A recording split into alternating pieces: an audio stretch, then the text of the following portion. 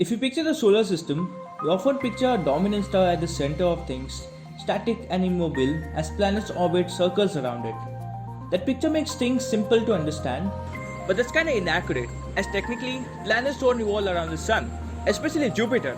Planets and stars actually orbit around their common center of mass. When Sun exerts a gravitational force onto Jupiter, or any other planet for that matter, the planets do the same. They exert gravitational pull onto the Sun.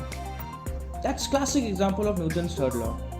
And hence, we get a system of two bodies interacting with each other that is pulling each other towards themselves. And so both bodies orbit each other along their common center of mass, which in this case is also known as the barycenter.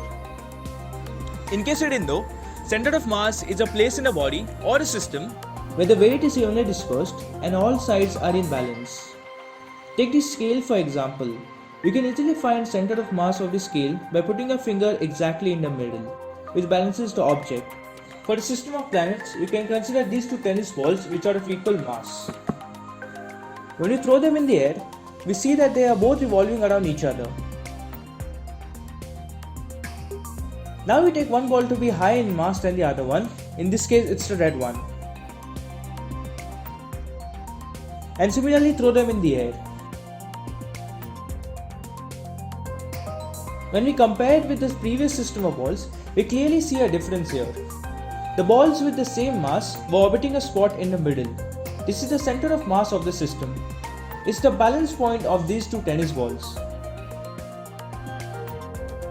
With the other set of balls, where the red one is higher in mass, we see a different picture.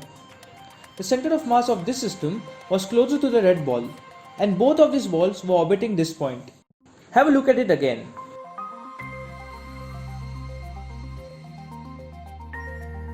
Considering the system of our Sun and Earth, due to Sun's massive size as compared to our planet, the center of mass of the system, or the barycenter, lies almost in the middle of the Sun. And that's the case with almost every other planet except Jupiter. It is the largest planet of our solar system. In fact, it's so massive that it can fit 1300 Earths inside it. And due to its massive size, the barycenter of the system of Sun and Jupiter lies outside the Sun. So Sun and Jupiter both orbit this point which lies outside the Sun, hence Jupiter doesn't technically orbit the Sun. Now the barycenter is not just a theoretical concept, it has real application in detecting the exoplanets. They are the planets that lie outside the solar system and are very hard to detect in the darkness of space, as planets don't have their own light. If a star has planets, the star orbits around its barycenter, that is not exactly at its very center. This causes the star to look like it's wobbling. If this system's revolution is oriented in the same plane as the Earth, the movement of the star towards and away from the observer will cause its light to be slightly blue and red shifted respectively.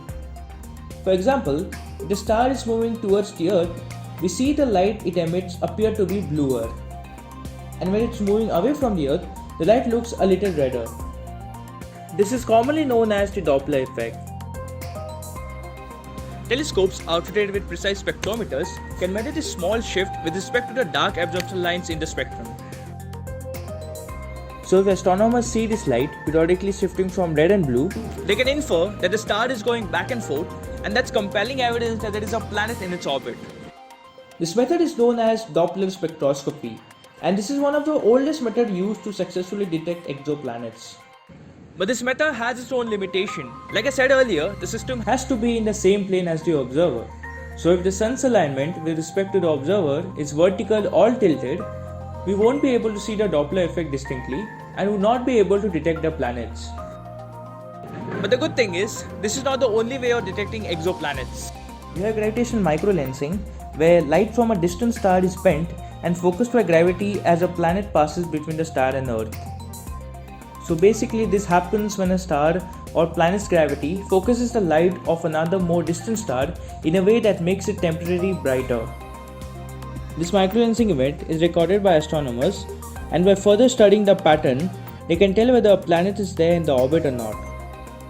Another method is transit method, where a planet is visible when it passes directly between its star and an observer, and dims the starlight by measurable amount, just like during a solar eclipse. These two are not the only methods of detecting exoplanets. There are few other methods as well. and each of them have their own advantages and limitation. But the bottom line is, simple concepts in physics like the center of mass can have profound application. And also, don't trust everything that school teaches you, as planets don't actually orbit around the sun.